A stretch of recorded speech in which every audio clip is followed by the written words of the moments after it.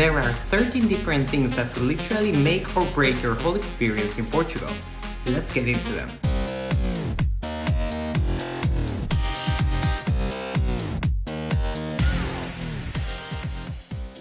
Hi guys, this is Mariano, welcome to my channel. Whether you're visiting or moving to Portugal, you should know there's 13 different things that you should be avoiding at all costs.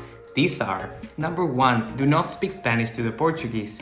Yes, they can understand easily other languages such as Spanish and English, but they're very proud of the Portuguese heritage, so it's very good for a tourist or for someone that is moving in to try to learn a couple words to make it easier, such as bon dia, boa tarde, fala English, fala español, and those kind of things that are basically greetings and saying if you speak English or speak Spanish. But it's a nice touch to do it in their own language. You should also know that there's kind of a friendly animosity between Spain and Portugal just because of historical facts, such as that Spain annexed Portugal for like 100 years and then Portugal recovered back their independence. Number 2, do not assume Portugal is a poor country. You may have heard that Portugal is one of the countries with the lowest income in Western Europe, and that is true, but it's only when compared to other richer countries of the region such as Spain, Germany, France, the UK, Ireland, Luxembourg. So it's true that their minimum wage, for example, sits below 800 euros, which is quite low for the region, but still it's much richer than most countries worldwide. Also, you will find that there's plenty of Portuguese people making way more than these amounts, especially in big cities like Lisbon or Porto. It's also good to point that Portugal has some of the highest rates of property ownership in a European nation. So it's very common that you'll see locals owning one or more than one property. Additionally, Portugal has been attracting wealthy individuals for a long time.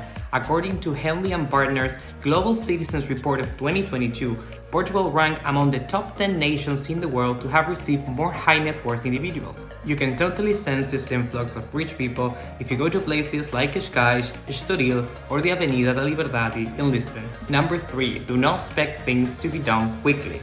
This is especially for the people that are moving to the country, but you should know that the philosophy here is to do things devagar, which actually means slowly. On the upside, you will see that Portuguese people are normally less stressed and more keen to enjoy the simple things of life, just as walking in the beach, talking to a neighbor, hanging out with friends, and so forth. On the downsides, if you need to have a bureaucratic appointment or if you need someone to come in at your place to repair anything, that will take longer than expected. Number 4, do not mess up with football teams. So when I'm saying football, for Americans, it means soccer, but basically the Portuguese people are very passionate, as well as in Spain and Latin American countries, so they will enjoy talking to you about football things, but make sure to know what's the team preference of the person you're talking to, not to mess it up with a comment and just simply create an awkward situation. Number 5, do not assume everything's cheap just because it's lower price than your hometown. That's basically more for tourists, but I noticed many people coming into the country and saying how cheap everything was, especially when talking to eating out costs or shopping for luxury goods. And although this is true for many expats, it may come up as a very unpolite comment to do, especially in front of local Portuguese people that may have a lower income and therefore don't think things are that cheap. On to the number 6, do not rent a car to be in big cities. This is perfectly fine for exploring smaller villages or the countryside, but if you want to be in cities like Lisbon or Porto, you should know that driving could be a total challenge. There are hillsides, you have pedestrians, buses, trams coming by from everywhere, the streets are very narrow, and you would even find that there's some places where there's restrictions to drive in. On to the number 7. Do not buy the Pasteis de Bacalhau from the flashy downtown location. Pasteis de Bacalhau are a traditional Portuguese snack made of a croquette from codfish and smashed potatoes, which you will find in basically every Portuguese city. It is great for you to try, but I would highly suggest you not to buy in the Casa Portuguesa do Pasteis de Bacalhau, which can be found basically in any corner of a tourist place of the city. These flashy stores that normally have big signs and yellow light are places where you will pay 5 euros for a small Pasteis de Bacalhau, where you can get a much better version in just local places and pay €1.50 to €2. Moving on to number 8. Do not miss trying the Pasteis de Nata from the Pasteis de Belem store. If you come to Portugal, you should definitely try this marvelous pastry that can be found basically anywhere from local cafes to fashionable stores.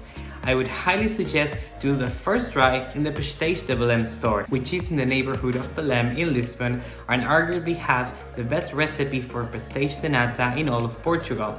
It has been said by local Portuguese, and I can personally say that it's one of the best ones I've ever tried. On to the number 9. Do not bring uncomfortable shoes to Portugal.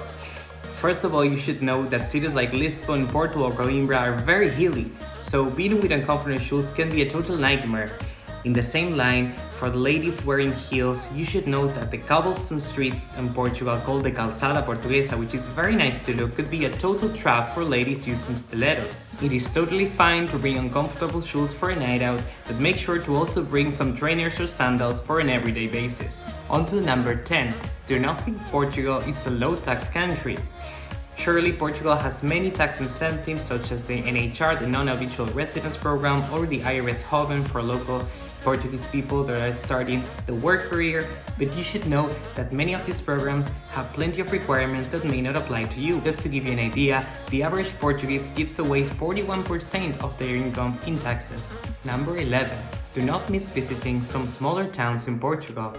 Portugal has so much history, tradition, and culture filled with beautiful places to visit such as Sintra, Óbidos, Fátima, Viana do Castelo, or Asenhas do Mar. These are all charming places that will surely steal your heart. The number 12. Do not forget bringing sunglasses. Besides being a fashionable accessory, the nature conditions in Portugal will probably lead you to wearing some sunnies. The sun is quite strong all year round. Plus, the buildings in some cities such as Lisbon are of pastel colors, which increment the brightness of the sunlight, which is an effect called the luz of Lisboa. Additionally, you will notice that most coastal areas in Portugal have higher winds coming from the Atlantic, which is another good reason for you to bring some shades. Last but not least, on the number 13, do not think that Portugal is all about Lisbon and Porto. Although I would say those cities are great starting points, you should know that there are other places such as Santarém, Braga, Coimbra, Leiria, Aveiro, Faro, which can all offer different sides of the culture that are wonderful to explore. So there you have it, guys. Those were 13 things not to do in Portugal. If you like this video, make sure to like, subscribe, and make a comment letting know your thoughts. Thank you for watching and see you in the next video.